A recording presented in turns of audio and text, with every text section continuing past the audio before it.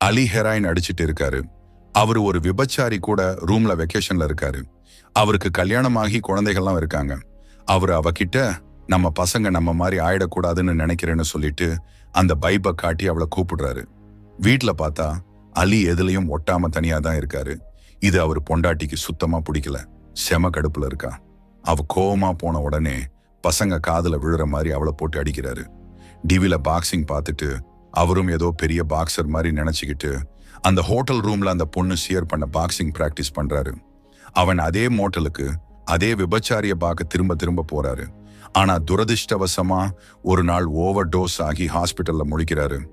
அங்க ஒரு நர்ஸ் மார்பின் தரப்போ எங்க உடம்புல அந்த கருமம் எதுவும் வேணாம்னு சொல்லிட்டு அழ ஆரம்பிக்கிறாரு. அப்பதான் அவருக்கு புரியுது லைஃபை மாத்தணும்னு.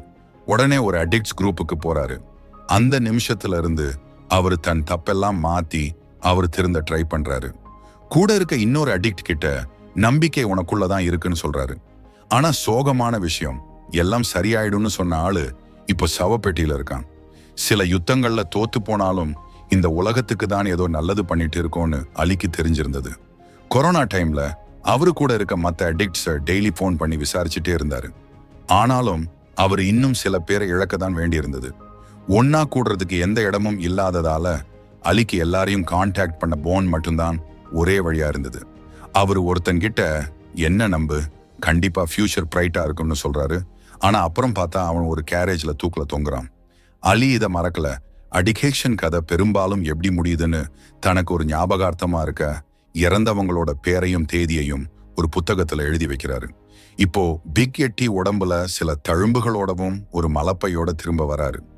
ஆலமோ அவரை கிண்டல் பண்ணி ஆலமோவோட சேஃபை விட்டு கொடுத்ததுக்கு பிராயச்சித்தமா லோரியோட ஆளு ஒருத்தன் கூட சேர்ந்து சில பொண்ணுங்களை மெக்சிகோ கூட்டிட்டு போகணும்னு சொல்றாரு. பிக் எட்டி வெயின் கூட வேன்ல ஏறுறாரு. ஆனா அந்த வேனை DEA ரகசியமா கண்காணிச்சுட்டு இருக்கிறாங்க. லோரியோட ஆளுங்க வேனை ரெடி பண்ணிட்டு இருக்கப்போ ரூ வந்து லெக்ஸி கிட்ட தான் எப்படி கடவுளை பார்த்தேன்னு பேசிட்டே இருக்கா. லெக்ஸி தன் லேப்டாப்ல ஏதோ டைப் பண்ணிட்டே அரைகுறையா தான் கவனிக்கிறா. ரூ தான் கடவுளை பார்த்ததா சொல்றா. வேலை இருக்கிற லெக்ஸிக்கு இது கொஞ்சம் ஓவரா தெரியுது. அதனால அவ ரூ கிட்ட சோஃபால படுத்துட்டு பைபிளை படிக்க சொல்றா. ரூ தான் பார்த்த யோசுவா மரம் எப்படி திடீர்னு தீ பிடிச்சி எரிஞ்சுதுன்னு பேசுறான். அதுக்கு லெக்ஸி நக்கலா, அப்போ உன்கிட்ட பேசுறதுக்காகவே கடவுள் அழியிற நிலைமையில இருக்கிற ஒரு மரத்தை கொளுத்திட்டாரான்னு கேட்கிறான். தான் சமீபத்துல எவ்வளவு தீய விஷயங்கள் பண்ணியிருக்கேன்னு இப்போதான் புரிஞ்சதுன்னு ரூ சொல்றான். அதுக்கு லெக்ஸி, நீ தப்பு பண்ணியிருக்க, ஆனா அதெல்லாம் ஒன்னும் தீய விஷயம் கிடையாதுன்னு சொல்றான். தான் நாஜிக்கல் கூட வேலை பார்க்கறதா ரூ சொல்றான். லெக்ஸிக்கு ஒன்னும் புரியல.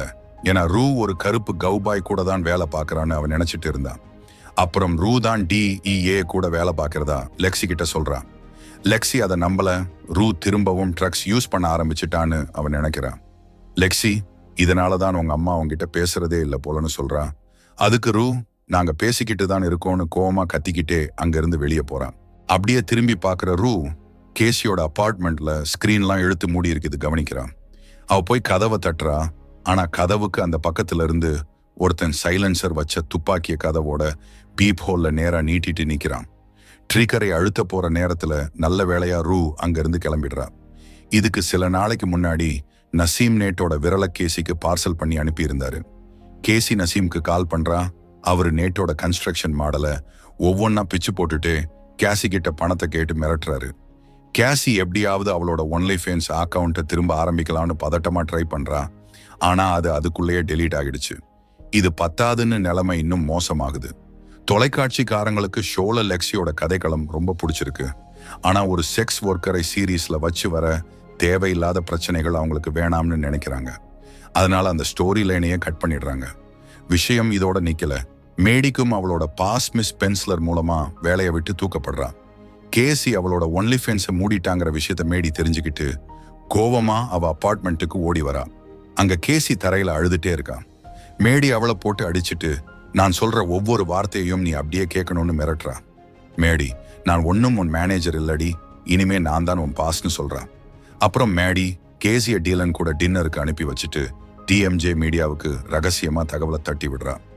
மேடி கேசியோட அபார்ட்மெண்ட்டை கிளீன் பண்ணிட்டு இருக்கப்போ அங்க கேசி டீலன் கூட சேர்ந்து பாப்பராசிங்க முன்னாடி கேமராவில் அவளோட இன்ஸ்டாகிராமை பத்தி சொல்லிட்டு இருக்கா. அவ வீட்டுக்கு வரதுக்குள்ள மெழுகுவர்த்தி, வோட்கா, இசையெல்லாம் ரெடியா இருக்கு. கேசி டீலனுக்கு ட்ரிங்க்ஸ் கொடுத்துட்டே டான்ஸ் ஆடுறான். LA நைட்ஸ்ல நடந்த விஷயத்துக்கு டிலன் அவகிட்ட சாரி கேட்குறான். அதுக்கு கேசி, பரவாயில்ல, எனக்கு இதெல்லாம் பழகிடுச்சு. எனக்கு மார்பகங்கள் பெருசா இருக்கிறதுல எல்லாரும் என்ன ஜட்ஜ் பண்ணி தான் பழகி இருக்காங்கன்னு சொல்றான். கேசி டிலன் கூட ஒரு போட்டோ எடுக்கிறா. ஆனா நிஜத்துல அவனோட போன் பாஸ்கோட பார்த்து மனப்பாடம் பண்ணிடுறான். கேசி டிலன் கூட செம வெறியா செக்ஸ் பண்றா. அவ கத்துறத பார்த்துட்டு, டிலன் ப்ளீஸ், இதுக்கு மேல தாங்காது, நிப்பாட்டுன்னு கெஞ்சுறான். அவன் கிச்சனுக்கு தண்ணி குடிக்க எடுக்க போற கேப்ல கேசி அவனோட போனை எடுத்து அவங்க 2 பேரும் ஒன்னா இருக்கிற போட்டோவை அவனோட இன்ஸ்டாகிராம்ல போஸ்ட் பண்ணிடுறான்.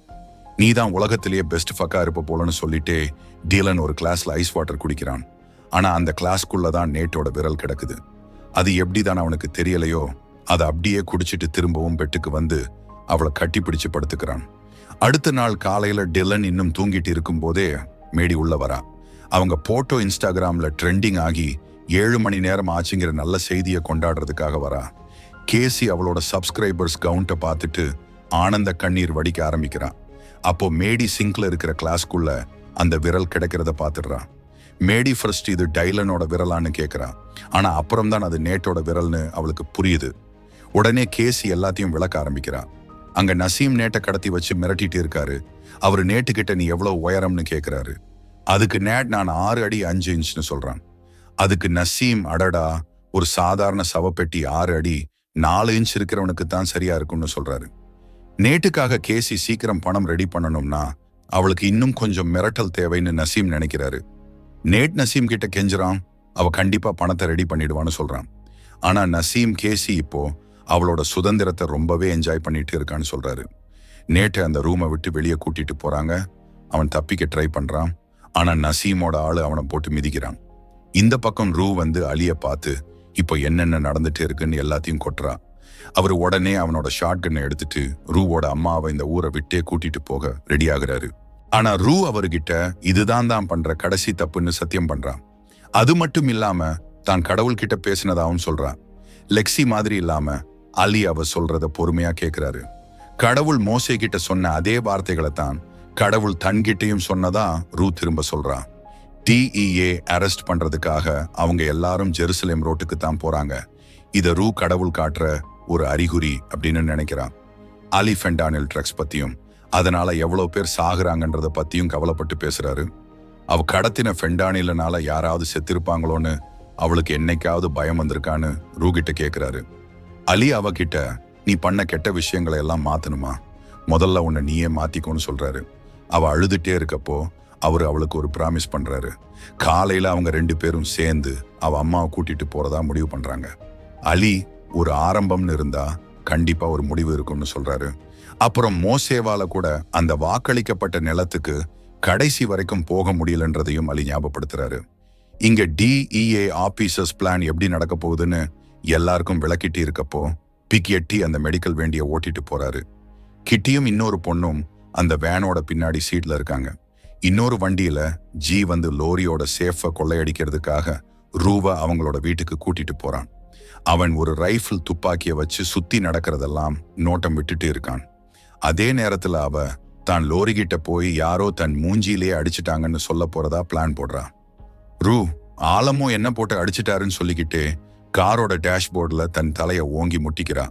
அப்புறம் அவ லோரியோட வீட்டுக்கு கிளம்புறா.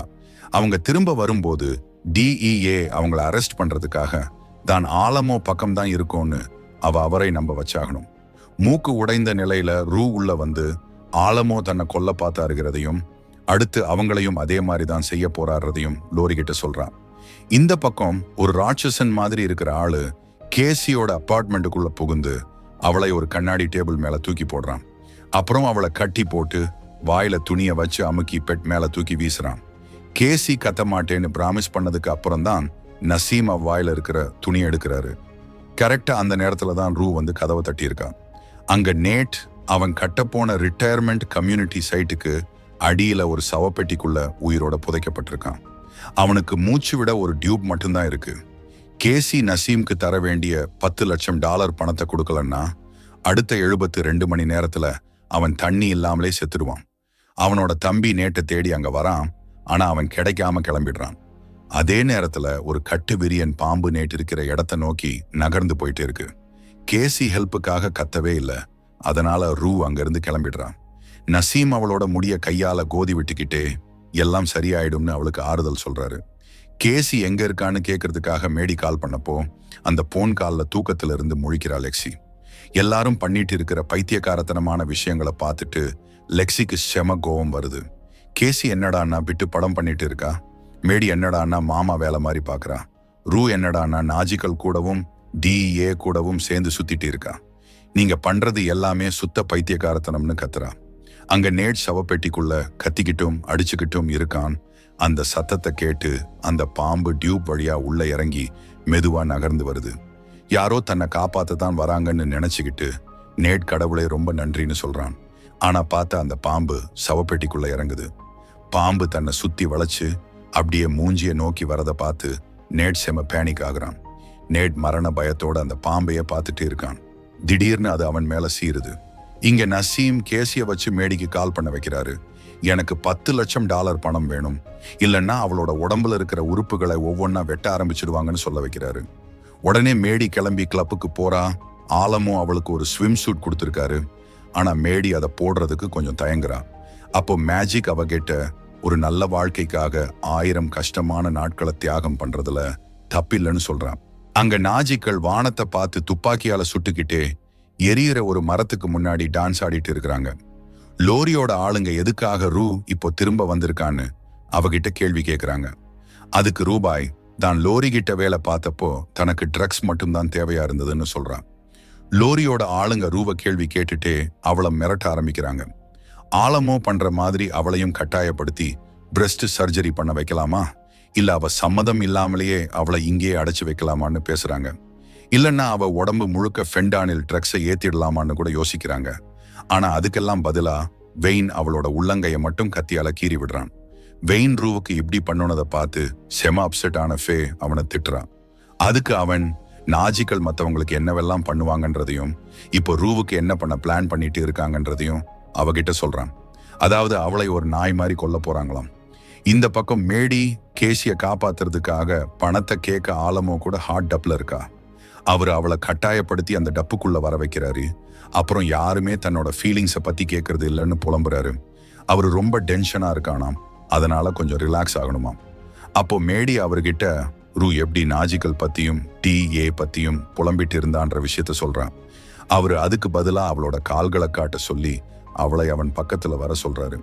அப்புறம் ஆலமோ ட்ரெஸ் பண்ணிட்டு கிளம்ப ரெடி ஆகுறாரு. ஆலமோ பணப்பைய ரெடி பண்ணிட்டு இருக்கப்போ மேடி அவர்கிட்ட டேங்க்ஸ்னு சொல்றான்.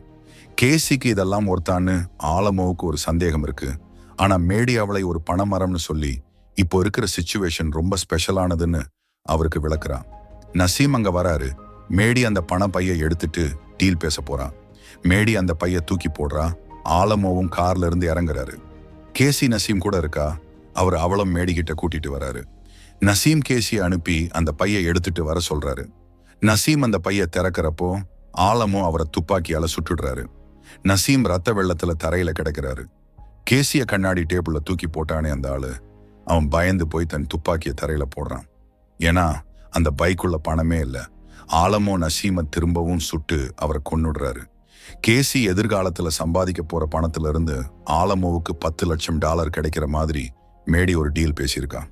அங்க நசீமோட ஆளு கன்ஸ்ட்ரக்ஷன் மெஷினை வச்சு மண்ணை தோண்டிட்டு இருக்கப்போ கேசி அந்த டியூப் வழியா உன்னை காப்பாத்த வந்துட்டோன்னு கத்துறான். மேடியும் கேசியும் சேர்ந்து எப்படியோ அந்த சவப்பெட்டியை திறந்துடுறாங்க. அதை பார்த்துட்டு கேசி அலறான். நேட் செத்து கிடக்குறான். அவனோட நாக்கு ஊதா கலர்ல வீங்கி வாயை விட்டு வெளியே தள்ளிக்கிட்டு இருக்கு. இந்த பக்கம் ஃபேருவோட ரூமுக்குள்ள வந்து நாம இப்போவே அந்த பணத்தை எடுத்தாகணும், ஏன்னா வெயின் நாளைக்கே உன்னை கொல்றதுக்கு பிளான் பண்ணிட்டு இருக்கான்னு சொல்றான். அவங்க 2 பேரும் மெதுவா பேஸ்மெண்ட்டுக்கு போறாங்க. ஆனா அங்க போனதுக்கு அப்புறம் சாவி செட் ஆகல, வேலை செய்யல. ஃபே மெதுவா வெயின் தூங்கிட்டு இருக்கிற இடத்துக்கு போய் அவனோட சாவியை திருடிட்டு வந்து ரூ கிட்ட கொடுக்கறா. ரூ அந்த சேஃபை திறக்கிறா. ஆனா உள்ள பார்த்தா சில்வர் ஸ்லிப்பர் கிளப்ல இருக்கிற ஏஞ்சல் உட்பட எல்லா ஸ்ட்ரிப்பர்ஸோட ஐடி கார்டுகளும் போட்டோக்களும் ஒரு பெரிய கட்டா இருக்கு. அந்த சேஃப்குள்ள ஒரு பைசா கூட இல்ல. ஆனா ஃபேக்கு இப்போ பணம் ரொம்ப அவசரமா தேவைப்படுது. பணமே இல்லாம வெறும் ஐடியும் போட்டோவும் மட்டும் இருக்கிறத பார்த்து ஃபேக்கு செம கடுப்பாகுது. அவ ரூவை பார்த்து நீ என்கிட்ட போய் சொல்லிட்டுன்னு கத்துறா. அதுக்கு ரூ, உனக்கு என்ன நல்லா தெரியும்ல, என்ன நம்பலாம்னு எவ்வளவோ விளக்குறா. ஆனா அதுக்குள்ள தாமதம் ஆகிடுச்சு. ஃபே செம கத்துறா. வெய்யே ஏன்